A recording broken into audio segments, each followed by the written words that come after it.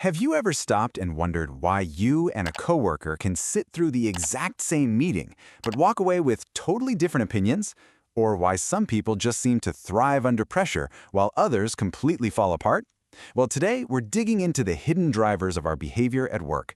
We're going to look at everything from our personal filters on reality to the really surprising ways our moods can literally infect an entire team. Let's jump right in.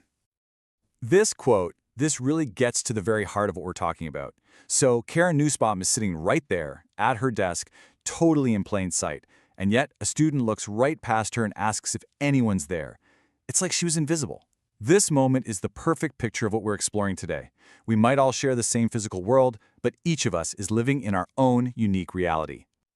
All right, here's our game plan. First, we're going to look at something called the perception filter. You know, the thing that colors how we see everything. Then we'll turn inward and look at our own personal personality blueprint. After that, we'll get into the tug-of-war between our attitudes and our actions, and finally, we'll wrap up by exploring how our moods can be surprisingly contagious. So, first up, the perception filter. This is all about the lens that you and I and everyone else uses to make sense of the world. It's the real reason you and your colleague can walk out of the same exact meeting with two completely different stories about what just happened. So what even is perception? Well, the best way to think about it is to imagine you're walking around inside your own personal bubble. Every single email, every comment from your boss, every glance from a coworker, it all has to pass through this bubble to get to you.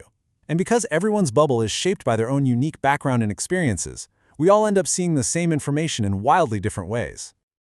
Look, our brains are lazy. They're always trying to simplify a super complex world. And to do that, they use these little mental shortcuts, or distortions. For example, a stereotype is when we take attributes of a whole group and slap them onto one person. Then there's the halo effect. That's when one good thing, like someone being really punctual, makes us think they're great at everything else too. And finally, projection, which is the simple and usually wrong idea that, deep down, everyone else thinks and feels just like we do. Okay, so take a look at this number on your screen, 15%. What in the world could this have to do with the workplace? Well, it's tied to a really common belief, one that we are about to turn on its head. And here it is. We're always told that multitasking is terrible for performance, right? But it turns out that's not always true. Research found that for a specific group of people, these high-medium multitaskers, the exact opposite happens. Their performance actually gets better when they're juggling a bunch of things at once. It's just a fantastic reminder that our assumptions about how people work aren't always right. You know, we have a funny way of assigning blame. Think about it. When a coworker misses a deadline, we tend to think, ugh, they're so disorganized. That's the fundamental attribution error. But when we miss a deadline, oh, well, that's because our workload was insane or the instructions weren't clear. That's the self-serving bias. We blame their character, but we blame our circumstances. Just knowing that we do this is a huge step. Okay, we've seen how our perception literally shapes our reality. Now, let's go one level deeper. We're moving from the lens we look through to the very blueprint of who we are, our personality. So what is personality, really? It's that stable, consistent profile of traits that makes you, well, you. It's the predictable way you tend to think, feel, and act that sets you apart from every single other person in your office. To really get a handle on personality, psychologists often use this framework called the Big Five. It breaks our personalities down into 5 core dimensions. So, think about it. Are you more outgoing or reserved? Trusting or skeptical? Super organized or more spontaneous? Are you generally calm or more anxious? Curious about new things, or do you prefer the familiar? We all land somewhere on the spectrum for each of these.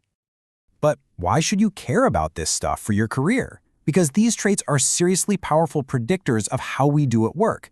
Study after study shows that conscientiousness, being dependable, organized, and thorough, is one of the strongest predictors of high performance in pretty much any job. And something like extroversion, that's often a good sign someone will succeed in roles that require a lot of interaction, like sales or management. Here's another really powerful personality idea: locus of control. It all comes down to a simple question. Where do you believe control over your life comes from? Internals believe they're the captain of their own ship. They make things happen. Externals, on the other hand, tend to feel that what happens to them is mostly due to outside forces, like luck, fate, or other people. This one belief dramatically changes how we face pretty much any challenge. Oh man, we all know this person, right?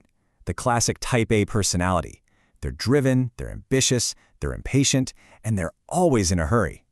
Now, all that drive often leads to incredible achievements, but it definitely comes at a cost. These are the folks who bring a ton of stress on themselves, and they have a real knack for turning even low-key situations into high-pressure cookers. All right, so we've looked at our perception filters and our personality blueprints. Now, let's wade into the often messy, complicated relationship between what we think and believe and what we actually do. An attitude isn't just one simple thing. It's really got three parts. First, there's the cognitive part. That's what you believe. For example, my job is boring. Then there's the affective part. That's how you feel about it. I really dislike my job. And finally, you have the behavioral part, your intention. I'm going to look for a new job. Belief, feeling, intention. But what happens when what we do doesn't line up with what we believe? That uncomfortable, squirmy feeling you get? That's called cognitive dissonance. Let's say you believe deeply in work-life balance, but you find yourself checking work emails at 10 o'clock at night. That little bit of tension and guilt you feel, that is cognitive dissonance, and our brains will do almost anything to get rid of it. So let's apply this to a huge question at work. What's the real connection between being happy at your job and being good at it? Well, the most popular theory is the one that just seems to make sense. A happy worker is a productive worker. The thinking goes, if you can just make your employees more satisfied, high performance will just naturally happen. But what if we've got that completely backwards? There's a second theory that just flips the whole thing around. It argues that being happy isn't the cause of good performance at all. Instead, it's the act of performing well. Hitting your goals, feeling competent and successful. That's what actually makes you feel satisfied with your job. Now, a third theory comes along and adds one last crucial piece to this puzzle. It suggests that performance by itself isn't enough to make us happy. The real key is this: when high performance is followed by fair and meaningful rewards, like a bonus, a promotion, or even just genuine praise, that is what truly leads to satisfaction. And that satisfaction, in turn, fuels your motivation for future performance. It becomes this powerful, self-reinforcing cycle. Okay, for our last section, let's talk about something we all feel every single day, but probably don't think about nearly enough: the powerful and totally invisible force of moods in the workplace. First things first, let's be clear on what we mean. Emotions are those intense but quick feelings, like getting angry at your computer because it just crashed. Moods, on the other hand, are more like the general weather. They're a broader positive or negative state of mind, like feeling kind of down or generally cheerful, and they can just hang around for a while without one specific cause. And this brings us to this really powerful idea called mood contagion. And it's exactly what it sounds like. Your mood isn't just your own private business, it spills over. A leader who comes in with a positive, upbeat mood can literally energize an entire team. And just as easily, a negative one can suck the air out of the room. Our internal feelings create this external ripple effect, touching everyone we work with. So we're going to leave you with this one simple question. We've talked about our unique perceptions, our core personalities, and our attitudes, but at the end of the day, it all comes down to the impact we have on the people around us. So knowing that your mood is contagious, what exactly are you spreading to your team today?